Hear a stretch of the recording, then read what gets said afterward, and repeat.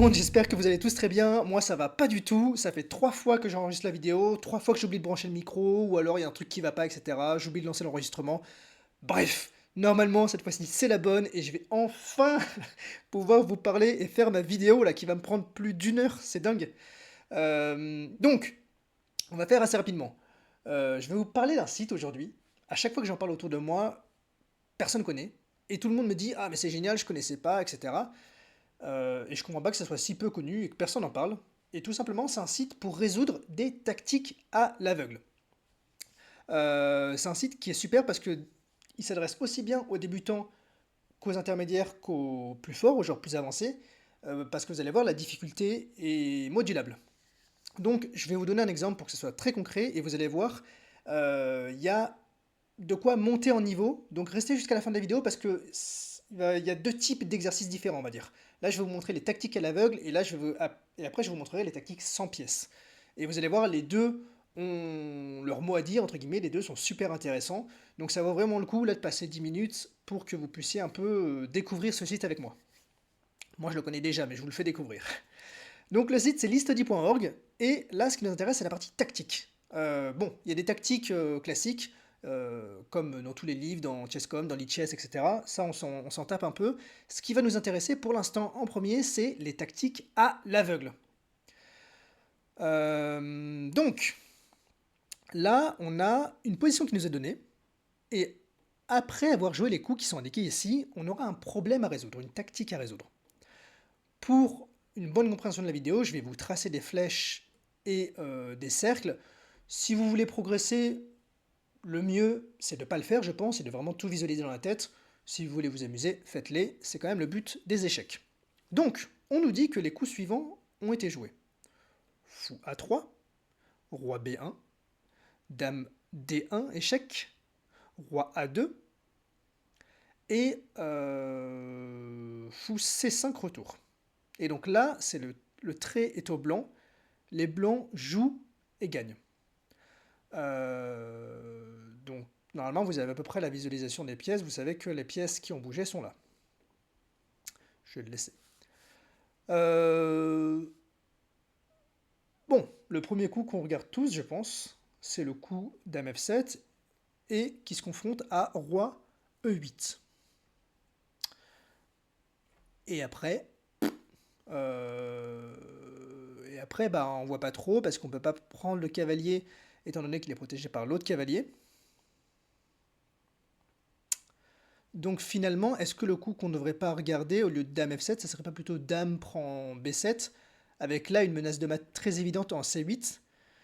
Et comment les noirs parent cette menace de mat?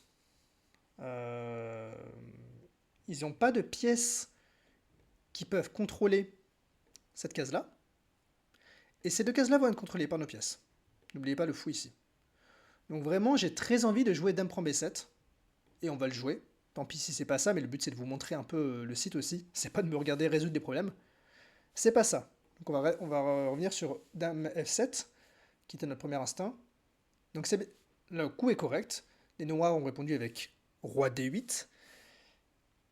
Et du coup, je vous avoue que je ne vois pas comment continuer parce que le fou peut pas rejoindre l'attaque. Le fou peut pas rejoindre l'attaque. Donc moi j'ai ma dame qui est là, et le roi est en D8. Je ne peux pas aller sur la case F6 parce qu'encore une fois il y a le cavalier qui contrôle, mais je peux ramener le fou en D6. Je peux ramener le fou en D6. Le problème, c'est que le cavalier ici peut prendre. Ça me paraît pas tip top non plus. Par contre, je peux ramener mon fou en A4. Et là, je menacerai déjà Dame prend E8, étant donné que le cavalier sera cloué. Et son seul coup, étant donné que la dame ne peut pas revenir sur les cases noires pour défendre son cavalier en E8, en F8, pardon, ça serait de sacrifier le fou sur le pion, ce sur quoi je ferais dame prend. Donc, je dirais que le coup c'est fou A4. Bon, super, c'est pas ça. Alors, on récapitule. La dame est là, le roi est ici. Revenons sur fou D6, qui était notre premier instinct, c'est pas ça non plus. Tac.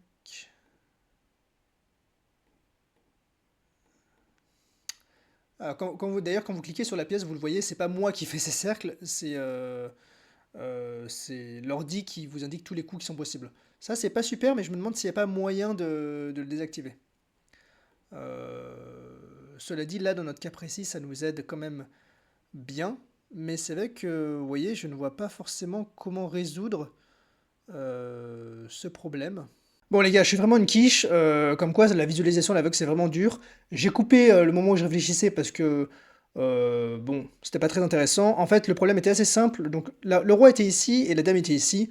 Il y a le pion ici, il suffit de jouer dame E7, le roi bouge en C8 et dame D8 mat. Dame E8 mat. Bon, je vais en refaire une pour que vous puissiez un peu plus visualiser. Là, c'est pas le bon exemple, mais vous allez voir, c'est des problèmes qui sont assez simples normalement. Donc là, dans cette position, les noirs ont joué dame H4, le coup tour prend C7 a été joué, sur quoi nous avons répondu fou prend H3, dame prend D6, donc vraiment il bouffe tout. Il bouffe tout, il bouffe tout, et comment je mate avec deux pièces? Comment je mate avec deux pièces? Je peux pas attaquer le fou parce que la dame est ici. Par contre, ce qui me fait bien envie, c'est qu'il y a cette tour qui peut coulisser sur cette rangée. Donc déjà, si je joue fou G4 retour, bah juste pour moi, le roi doit se barrer sur cette dernière rangée, non? Fou G4, roi G1, en effet, le coup est correct. Et là, je dirais tour ici. Fou C1. Ah, ça, vous voyez, les gars, c'est important, j'avais pas vu. J'avais mal visualisé la tactique, j'avais pas trouvé la ressource fou C1. Bon, encore une fois, ça, je le fais pour dans le but de vous montrer la vidéo, je le fais pas dans le but de progresser. Mais je pense qu'en effet, que la pointe qui fait que le coup est fou G4 et non pas fou ici ou fou ici, c'est que là, on peut avoir fou E2, j'imagine. C'est pas ça. Ou tout simplement... Ah non, pardon. Je pensais qu'il avait répondu... Là, il a répondu avec fou F1, d'accord. Et donc, le coup que ça peut être, c'est roi prend F1, c'est ce qui a été joué. Et madame est ici, et madame est ici et le fou couvre la case. Donc en effet, il y a bien une pointe à ce que le fou soit en G4. Donc là, on a mangé ce fou qui est venu là et ce fou qui est venu là. Le roi a mangé la tour ici, qu'on a pris ici. Et donc là, c'est dame ici, mat, et le roi n'a pas cette case pour s'échapper. Bon, vous voyez, ça, c'est un problème. Si vous avez les pieds sur l'échiquier, il est très probable que vous sachiez le résoudre sans trop de problèmes. Donc, ce qui est intéressant, c'est vraiment réussir à comprendre à l'aveugle les enjeux de la position. Vous voyez que j'ai du mal, donc j'arrive à faire ces problèmes si je prends le temps de réfléchir. Là, en vous parlant et en le faisant assez rapidement, pour pas que la vidéo soit trop chiante et que vous ne me regardez pas pendant 40 minutes à essayer de résoudre un problème, j'essaie de les faire assez rapidement et en effet, c'est un peu plus compliqué. Peu importe, au moins vous savez que ce site existe et que ici, là, comme je l'ai fait, vous pouvez jauger le nombre de coups qui doivent être cachés. Donc là, on était sur 4 et sur 5 pour la tactique précédente. Vous pouvez baisser ou vous pouvez augmenter. Et donc vous pouvez évaluer la difficulté en fonction de votre niveau. Franchement, vous avez vu, là, ce qu'on a fait, c'est 4. Donc, si vous êtes débutant, je vous conseille de ne pas aller au-dessus de 4, sinon, pour moi, c'est contre-productif. Vous allez manquer des trucs, vous avez bien vu, là, j'arrivais même pas à comprendre la pointe sur le fait de jouer fou G4 ou fou F5. Donc, franchement, je dirais 4, et si vous êtes vraiment débutant, 3, voire 2. L'autre aspect qui nous intéresse, je dirais pour les joueurs débutants, confirmés, intermédiaires, c'est les tactiques sans pièces. C'est ça dont je vous parlais au début de la vidéo, donc j'espère que vous êtes encore là. Vous allez voir, ça c'est super fun, j'adore en faire. Et en gros, là, on a un échiquier vide, on a le positionnement des pièces, et démerdez-vous. Donc là, pour la vidéo, je vais vous mettre le positionnement des pièces avec des cercles, pour que vous puissiez un peu visualiser. L'idée, c'est de faire 100 généralement. Mais selon mon état de forme, en fait, soit je les mets sur l'échiquier, soit je les mets pas. Je trouve ça un peu trop simple de les mettre sur l'échiquier, généralement. Donc, là, on sait qu'on a un roi en F5. On sait qu'on a un cavalier en G4. Ça, c'est les pièces blanches. Il y a un pion en G3 et un roi en F2. Et c'est au noir de jouer.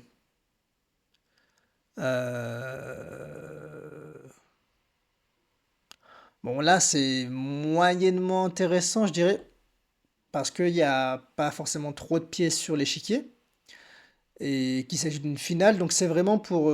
c'est ça que je vous disais, c'est quand même les bases de la visualisation, mais même ça, c'est assez dur, parce que une finale de pion, c'est là où il y a le plus de choses à calculer. Pion-cavalier, le cavalier, il peut sauter dans tous les sens, il peut sauter par là, il peut sauter par là, là, là, donc... Là, on va pas trop calculer, encore une fois, l'idée c'est pas que vous me regardiez calculer, c'est que vraiment je vous montre l'intérêt du site, mais quand même le coup que j'ai envie de jouer c'est roi ici. Maintenant, si je joue roi ici, je vous visualise quand même qu'il risque de jouer cavalier E5, et si je bouge où que ce soit, euh, si je bouge en G2, je sens que ça pue, et en E3, il va aller en G4 et il va finir par manger mon pion. Je pourrais revenir en, en, en F2, mais il aura peut-être déjà cavalier D3. Ce sur quoi j'aurai cavalier E3. Bon.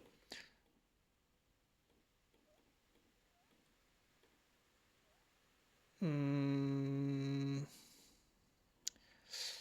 Là, j'avoue, je ne vois pas quel peut être le coup. C'était roi E2. Bon. Et sur quoi il a répondu cavalier F6. Donc, le roi blanc est là. Et j'imagine qu'on prend l'opposition. Non, même pas.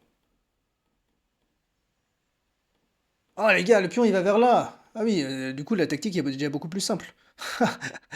Ok, résolu. Bon, on va en faire un autre, désolé, je me suis un peu chié dessus. Je pensais que le pion devait aller par là. Donc je me disais, tiens, ça va être long.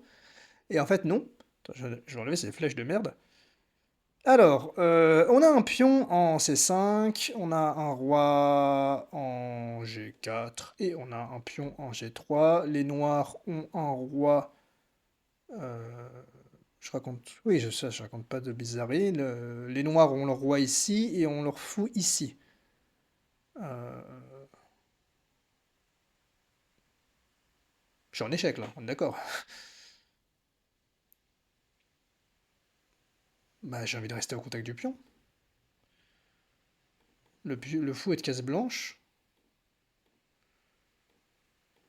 C'est pas ça, les gars. Le pion en C5, j'ai un pion en G3, un roi en G4, il a son roi en F2, son fou en F3. Moi, je vois que c'est une position où je suis sur échec. Et que j'ai mon pion ici.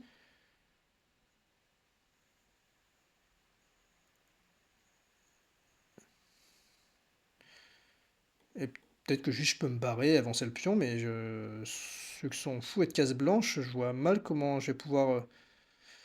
Ah non, je peux jouer roi F4, je pense que c'est ça. C'est ça.